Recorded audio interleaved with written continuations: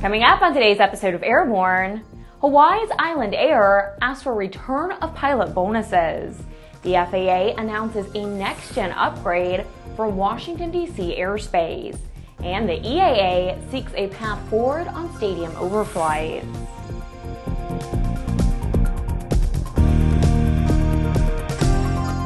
Welcome to Airborne on Aero TV. I'm Ashley Hale. About 45 pilots flying for Hawaii-based Island Air were given Christmas bonuses, only to have the company ask for them to be returned. The regional airline paid out bonuses of $4,000 each to its pilots in October, but then notified those pilots that the payout was, quote, premature, and told them to return the money. It's reported the company plans to take a payroll action to recover the premature payments. The pilots had an agreement with the airline for the bonuses to be paid when new airplanes were delivered, but that delivery was delayed. Neither the type of aircraft or details of the agreement were reported. Those bonuses may still be paid when the airplanes are delivered, but it's been reported that the Honolulu-based regional carrier has lost money in each quarter since it was acquired by billionaire Larry Ellison in 2013. The FAA announced that the Washington, D.C. Metroplex is the first in the nation to have 3 state-of-the-art satellite-based highways in the sky, running side by side, each dedicated to one of the 3 major airports in the region. U.S. Transportation Secretary Anthony Foxx said, quote, "The National Capital Region is reaping the benefits of NextGen, and this announcement further highlights how the federal government is making a difference," end quote. The 3 parallel optimized profile descents, referred to as OPD, enable aircraft serving the capital area's 3 major airports from the northwest to descend from cruising altitude to the runway in a smooth continuous arc instead of the traditional staircase descent. The OPD into Baltimore, Washington opened this month, joining the existing OPDs into Dulles and National. Complimentary satellite-based departure paths are also being rolled out at the 3 airports, allowing aircraft to more quickly join high-altitude traffic streams. After the break, EAA and others respond to the FAA's objections to stadium flyovers. Since the early days of powered flight, pilots have struggled with landing in crosswinds. In fact, crosswinds and wind gusts cause more landing accidents than fog, thunderstorms, and icing combined. That's where the Redbird X-Wind SE comes in. By placing pilots in gusty crosswind conditions for extended periods of time, the X-Wind SE gives instructors all the time they need to teach the pilot the proper techniques for landing in crosswind conditions. For more information on Redbird X-Wind SE and Redbird's entire line of flight training devices, visit www.redbirdflightsimulation.com. Welcome back. If you have a story suggestion for Airborne, Aero TV, our website, or our podcast, send an email to news-by@aero-news.net. Flyovers are always an exciting part of pre-game or pre-race activities for fans.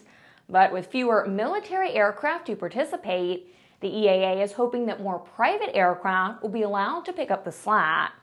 Tom Patton reports. EAA representatives met with FAA officials this week to explore possibilities to continue popular stadium overflights and experimental category aircraft, including those prior to NFL games, NASCAR races, and other major public events. The meeting was called after some FAA officials expressed concern that stadium overflights by experimental category aircraft may not comply with current regulations and some operating limitations. The meeting with the FAA's General Aviation and Commercial Division focused on the increasing popularity of individual and formation flights by experimental aircraft, both in the amateur-built and exhibition categories, for pre-game overflights. John Cudahy, president of the International Council on Air Shows, said the organization and EAA agree that safety is absolutely the top priority, and there is a path to preserving the popular displays while maintaining the highest safety standards. For Airborne, I'm Tom Patton. With some 2,000 Aero TV programs webcast to cyberspace, Sometimes it's fun to look back and enjoy the places we've seen, the pilots we've met, and the planes we've flown. Here's a look at one of our favorite Aero TV classic episodes. It was really nice. The Cubs all lined up when the sun came up, took off on the grass runway, flew into Oshkosh. Couldn't be better. When we talk about a little yellow airplane, we all know it's got to be about a Piper Cub. In this video, you'll see when we put a bunch of Piper Cubs together, we get a sea of yellow. Search a sea of yellow on Aero TV's news channel. The Grim Reapers of Strike Fighter Squadron VFA 101, the Navy's first F-35C Lightning II carrier variant squadron, reached a milestone this month by surpassing 1,000 mishap-free flight hours in the F-35C. The unit became the Navy's first F-35C squadron after receiving the aircraft on June 22, 2013 from Lockheed Martin and completed the first check flight August 14. While VFA 101 remains involved in preparations for the F-35C to achieve initial operational capability in 2018, the F-35 Lightning II Integrated Test Force from Air Test and Evaluation Squadron 23, located at Naval Air Station Patuxent River, Maryland, completed its first phase of development testing for the F-35C aboard an aircraft carrier November 14. The F-35C is a fifth-generation fighter that will complement the capabilities of the FA-18EF Super Hornet, which currently serves as the Navy's premier strike fighter. After these messages, a natural gas-powered airplane may make flight training more affordable in the future. ADS-B will be mandatory for most aircraft by 2020 in the United States, but you can benefit from ADS-B today with the Bendix King KT-74 Mode S transponder. The KT-74 meets the global mandates for ADS-B out when attached to a suitable WAAS GPS. Finally, the extraordinary story of the world-changing X-Prize space competition is being told and illustrated with hundreds of insider photos in Jim Campbell's colorful new book, Beyond the Blue. Journey with Jim as he flies formation with spaceships, plays in zero gravity, prepares rocket racers, and documents the amazing first decade of the personal space race. Available this summer. Get your advance order in now by checking out www.kindredspirit.com. Welcome back. Earlier this month, Lycoming Engines hosted Stu Horn, president of Aviat Aircraft Incorporated, who flew the company's Aviat Husky CNG to Williamsport, Pennsylvania. This innovative aircraft is powered by a Lycoming IO360 A1D6, which has been modified to be the world's first dual-fuel compressed natural gas aircraft and can be powered by CNG or 100 low-lead aviation gasoline with the flip of a switch. The dual-fuel Husky made its first public appearance at EAA AirVenture 2013.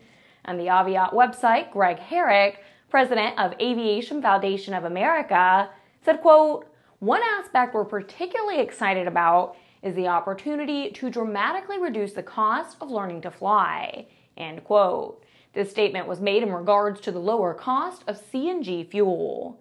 Developers of electric-powered aircraft are also aiming at the training market and claiming the advantage of lower operating cost. It'll be interesting to see how both of these developing technologies fit in the picture of aviation training.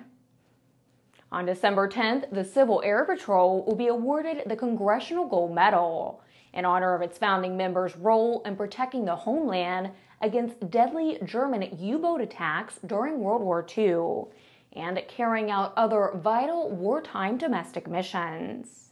About 40 living World War II members and their relatives, as well as the families of deceased members, will be in attendance at the award ceremony. Later that evening, a celebratory dinner sponsored by Citgo will be held when bronze replica medals will be presented to the World War II era CAP members, courtesy of Sunoco and Sunoco Logistics. During the war, members of CAP's coastal patrols, flying their own borrowed airplanes, flew 24 million miles from March 1942 through August 1943, over the Atlantic and Gulf Coast in order to ward off German U-boat attacks against U.S. shipping, especially domestic oil tankers bound for Europe. In all, 65 camp members lost their lives in the line of duty by the end of the war. Boeing has started final assembly of the 787-9 Dreamliner at its South Carolina facility. The team began joining large fuselage sections of the newest 787 on November 22nd, which is on schedule. The North Charleston, South Carolina site joins Boeing's Everett, Washington final assembly plant, which began 787-9 production in May of 2013. United Airlines will take delivery of the first South Carolina-built 787-9. Jack Jones, Vice President and General Manager of Boeing South Carolina, said, quote, "Our team is well prepared and eager to assemble the 787-9 Dreamliner. Achieving this significant milestone in our final assembly operations demonstrates that we're performing well here at Boeing South Carolina," end quote. Well, that's our program for Wednesday, November 26th. Remember, there will be no Airborne this Friday. Also, remember to get comprehensive real-time 24/7 coverage of the latest aviation and aerospace stories anytime at aero-news.net. Remember, Airborne is streamed 3 times a week and is always online. Join us every Monday, Wednesday, and Friday for a new episode. And remember, the next generation of Airborne will be unveiled right after New Year's. I'm Ashley Hale. Thanks for watching.